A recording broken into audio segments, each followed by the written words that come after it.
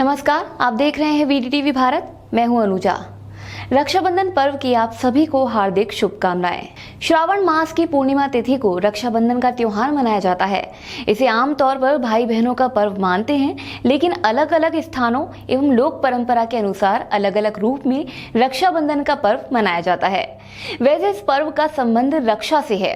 जो भी आपकी रक्षा करने वाला है, उसके प्रति आभार दर्शाने के लिए आप उसे रक्षा सूत्र बांध सकते हैं। राखी या रक्षाबंधन भाई और बहन के रिश्ते की पहचान माना जाता है। राखी का धागा बांध बहन अपने भाई से अपनी रक्षा का प्रण लेती है। यहाँ हम आपको रक्षाबंधन का ऐतिहासिक एवं धार्मिक महत्व बताने जा रहे हैं। राजा बलि ने यज्ञ संपन्न कर स्वर्ग पर अधिकार जमाने की कोशिश की थी। बलि की तपस्या से घबराए देवराज इंद्र ने भगवान विष्णु से प्रार्थना की। विष्णु जी वामन ब्राह्मण का रूप रखकर राजा बलि से भिक्षा अर्चन के लिए पहुंचे। गुरु शुक्राचार्य के मना करने पर भी बलि ने अपने संकल्प को नहीं छोड़ा और 3 पग भूमि दान कर दी। वामन भगवान ने 3 पग में आकाश, पाताल और धरती नापकर राजा बलि को रसातल में भेज दिया।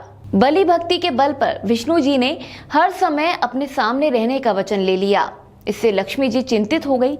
नारद के कहने पर लक्ष्मी जी बलि के पास गई और रक्षा सूत्र बांधकर उसे अपना भाई बनाया और संकल्प में बलि से विष्णु जी को अपने साथ ले आई। उसी समय से राखी बांधने का क्रम शुरू हुआ, जो कि आज भी अनवरत जारी है। रक्षाबंधन को लेकर दूसरी ये भी मान्यता है कि जब देवों और दानवों के बीच संग्राम हुआ तो दानव विजय की ओर अग्रसर थे। तो ये देखकर राजा इंद्र बेहद परेशान हो गए। इंद्र को परेशान देखकर उनकी इंद्राणी ने भगवान की आराधना की। उनकी पूजा से प्रसन्न होकर भगवान ने उन्हें मंत्रयुक्त धागा दिया।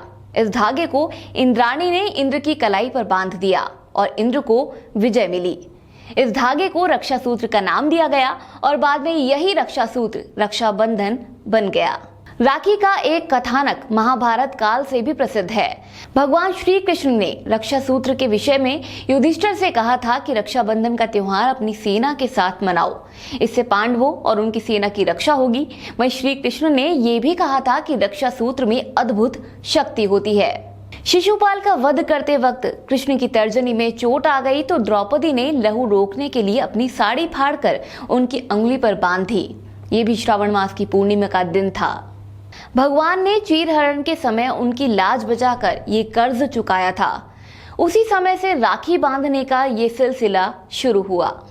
रक्षाबंधन पर्व पर वीटीवी भारत की ओर से इस खास पेशकश में बस इतना ही। आप जुड़े रहिए वीटीवी भारत के साथ। नमस्कार।